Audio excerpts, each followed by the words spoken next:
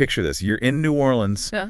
It's New Year's Day, and you're right there on Bourbon Street in the middle of all the action, the music and the people, and all the excitement of the French Quarter. It's really a scene of pure celebration. Right. And then in just a second, everything changes. Everything changes in a flash. A pickup truck just comes barreling through the crowd, deliberately targeting people. It's a horrifying thing to imagine, and what makes it even more disturbing is how calculated it seems. I mean, the driver didn't just lose control of the vehicle. It was intentional. He went around the barricades, even drove up onto the sidewalk, just aiming for as much destruction as possible. And the result, 15 people died that day. 15 lives lost, and over 35 others injured. Just awful. It's absolutely heartbreaking. And to make things even worse, they found an ISIS flag on the truck's back bumper. That discovery really shifts our focus right away. I mean, now we have to try to understand the motivation behind this act. Was this someone acting alone, driven by beliefs that align with ISIS? Or could this be part of something better, a more organized network? So who was behind the wheel? Well, authorities identified the driver as Shamsuddin Jabbar, a 42-year-old U.S. citizen from Texas. It seems he rented an electric Ford pickup truck in Houston right before driving to New Orleans. Okay, so he drove from Texas to New Orleans. Yeah, and here's the really scary part. In the hours leading up to the attack, Jabbar was on social media expressing his desire to kill, all fueled by ISIS-inspired beliefs. It's a chilling reminder of how these online platforms can be used to spread dangerous ideologies. Absolutely. It really highlights the dark side of our digital age. So what happened to Jabbar? After he crashed the truck, he got out and started shooting and was killed in a shootout with the police. But I'm guessing the investigation didn't end there. You're right. It definitely didn't end there. This event is being investigated as an act of terrorism by the FBI, and even President Biden has confirmed that Jabbar's motive was rooted in ISIS ideology. But there are still some pieces of the puzzle that don't quite fit. What do you mean? Well, for one, the FBI believes Jabbar may not have acted alone. Really? So what evidence supports that? They found multiple IEDs, improvised explosive devices, basically homemade bombs, which suggests a potential network of accomplices. So IEDs, what exactly are those and what makes them so dangerous? Well, they can be incredibly dangerous because they can be built with materials that are easy to get, and they can be detonated remotely, meaning they can cause harm over a wider area. Right. So their presence here suggests a level of planning that goes beyond just one person acting impulsively. Exactly. It points to a more organized effort. So knowing there could be a wider network involved, what else do we know about these IEDs? Well, 2 were found right there in the truck, and law enforcement had to detonate at least one other IED in the French Quarter. The investigation is ongoing to determine if there are any more out there and who might have been involved in planting them. That's a terrifying thought, the possibility of even more devastation. Mm-hmm. So beyond the IEDs, what other weapons were involved? Investigators found a long gun with a silencer at the scene. And to add to the already disturbing picture, Jabbar was wearing body armor during the attack. All this really points to a very deliberate and sinister plan. It sounds like the authorities were quick to respond to the attack. What did they do in those initial moments after it happened? They were definitely quick to act. Police engaged, Jabbar secured the scene, and conducted bomb sweeps to ensure public safety. But the impact of this attack reached far beyond those immediate actions. So what were some of the wider consequences of this tragedy? Well, for one, the Sugar Bowl, a major college football game, was scheduled at the Superdome that same day, and because of the attack, it had to be postponed. Right, I remember hearing about that. And tragically, a University of Georgia student was critically injured during the attack. It really hits home that this wasn't just an attack on a random crowd. It was an attack on a city, an interruption of a day meant for celebration, and a stark reminder of how vulnerable we all are. Absolutely. It's hard to even imagine the terror that people must have felt being right there in the middle of it all. But we do have some firsthand accounts from witnesses. Jim and Nicole Moore, tourists visiting from Iowa, found themselves caught in the middle of it. What can you tell us about their experience? It's a pretty disturbing account. The Moorers saw the truck crash into the crowd, heard the gunshots. Then the reality of it all hit them as they saw the victims. It's a chilling reminder of the real human cost of this tragedy. It really drives home that behind the headlines and the statistics, there are real people whose lives have been changed forever by this attack. But this also brings up the issue of the city's preparedness. I mean, you mentioned earlier that New Orleans had actually identified the French Quarter as a possible target. Can you tell us more about that? Yeah, a memo from the city back in 2017 specifically highlighted the risk of a mass casualty event happening in the French Quarter, particularly something involving vehicles. They knew this kind of thing was a possibility. So they were aware of the risk, but what steps had they actually taken to try to prevent it? Well, they were in the process of implementing a multi-layered security plan. This included plans to make their surveillance system better by adding more cameras in the area. They were also in the process of setting up a central command center to coordinate emergency response efforts better. And as we talked about before, there were plans to improve the bollards, those protective barriers you see in pedestrian areas, to make it harder for vehicles to get in there. So it sounds like they recognized the threat and were actively working on improving security measures, but obviously those measures weren't enough to stop this attack. And that brings up some really tough questions. How do we balance the need for more security with the desire to keep public spaces open and accessible?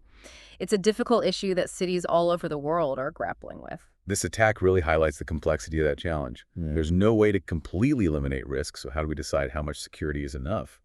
And what are we willing to sacrifice in terms of individual freedoms and the unique character of a city like New Orleans, which thrives on its open and vibrant atmosphere? These are some crucial questions, and while there are no easy answers, this tragedy definitely underscores the importance of staying vigilant. We need to constantly evaluate and adapt our security measures to address the changing nature of threats. This attack on New Orleans brings up so many difficult questions. Could it have been prevented? How do we balance security concerns with preserving the freedom and energy of public life? These are weighty questions that we'll need to explore further. But for now, let's take a moment to reflect on the human impact of this tragedy. The lives lost, the families shattered, and the indelible mark this event has left on the city of New Orleans. It's hard to even begin to understand a tragedy like this. But as we continue this deep dive, I think it's important to try and learn more about Shamsuddin Jabbar, the man who carried out this horrific attack. Who was he, and what led him to this path of violence? Those are the very questions investigators are working to answer. We know he was a 42-year-old U.S. citizen from Texas, but beyond that, his background is still largely a mystery. The FBI is currently looking into his military service records. Military service. So that means he could have had combat training. Exactly, and that raises even more questions. Did his time in the military play a role in his radicalization, or did that happen later? The FBI is also trying to uncover any connections he might have had to known terrorist organizations. So it's like trying to put together a puzzle, figuring out what factors or experiences might have led him to commit such a horrific act. That's a great analogy. It's exactly what investigators are doing. They're carefully analyzing his social media posts, his online activity, his personal contacts, anything that might shed light on how he became radicalized. And even if he was acting alone, the fact that his actions were inspired by ISIS is a serious concern. It speaks to their reach and influence. It definitely does, and it highlights how the nature of the threat we face is constantly changing. It's not just these large-scale attacks planned overseas anymore. We now have to contend with individuals who can be radicalized online, people who might act on their own but are still capable of causing immense damage. And that brings us back to the city's preparedness. You mentioned that New Orleans had actually identified the French Quarter as a potential target. Can you talk a bit more about the specific steps they had taken to address that risk? Sure. The city was in the middle of implementing a multi-layered security plan, which involved upgrading their surveillance system by adding more cameras throughout the French Quarter. They were also working on setting up a central command center so they could coordinate emergency responses more effectively. And as we discussed earlier, they had plans to improve the bollards, those protective barriers you see in pedestrian zones, to make it much harder for vehicles to get into those areas. So it seems they were aware of the vulnerability and actively trying to address it, but obviously wasn't enough to prevent this attack. And that raises some very difficult questions about how we effectively balance the need for increased security with the desire to maintain the openness and accessibility of public spaces. It's a complex issue that cities around the world are facing. This attack really brings the complexity of that challenge to light. There's no way to completely eliminate all risks, so how do we determine how much security is enough? And what are the trade-offs in terms of individual freedoms and the unique character of a city like New Orleans, which thrives on its open and lively atmosphere? Those are some important questions, and while there aren't any easy answers, this tragedy definitely emphasizes the importance of being vigilant. We have to continually reassess and adapt our security measures to address the changing nature of the threats we face. This attack on New Orleans raises so many questions. Could it have been prevented? How do we balance security concerns with the need to preserve the freedom and vibrancy of public spaces? These are questions that we'll need to explore further. But for now, let's take a moment to acknowledge the immense human impact of this tragedy, the lives that were lost, the families that were shattered, and the lasting impact this event will have on the city of New Orleans. The emotional toll of this tragedy is impossible to measure. It's an event that will undoubtedly leave a lasting scar on the city.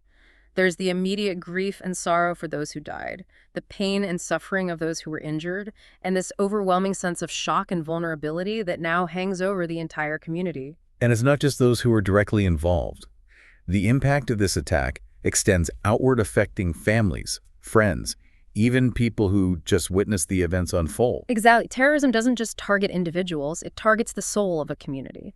It aims to instill fear and disrupt our sense of safety and well-being.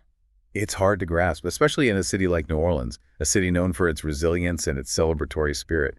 But even amidst this tragedy, I've heard stories of incredible courage and compassion. That's a really important point to make. Even in the darkest moments, we see glimmers of hope. We see it in the first responders who rushed into danger without a second thought, the medical professionals who worked tirelessly to save lives, and the everyday people who offered comfort and support to those in need. It's a powerful reminder that even when faced with such darkness, there's always light. Absolutely. It's a testament to the strength of the human spirit, our ability to endure, heal, and ultimately emerge even stronger from such devastating events. It's crucial that we hold on to that hope, that belief in the resilience of the human spirit as we grapple with the complexities of terrorism and the ongoing challenges of security and preparedness. We need to have open and honest conversations about how we can protect ourselves without sacrificing the values we hold dear. I agree. We need to strike that balance, find ways to enhance security without letting fear control how we live our lives. And those conversations need to involve everyone. Law enforcement, intelligence agencies, policymakers, community leaders, everyday citizens. We all play a part in creating a safer and more secure world. It's definitely a collective effort. We can learn from this tragedy, strengthen our communities, and work together to prevent such horrific events from happening again. And as we continue to process this tragedy and its far-reaching implications, I keep coming back to the eyewitness accounts. Hearing those firsthand experiences really adds another dimension to our understanding.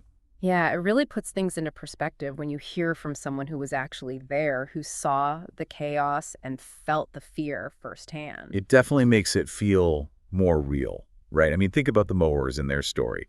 That first instinct to help, to try to do something to make a difference, and then that moment when they realize just how terrible the situation is. It's a reminder that behind all the news reports and the numbers, there are real people whose lives are changed forever by events like this. And each of those lives is connected to so many others, families, friends, the whole community.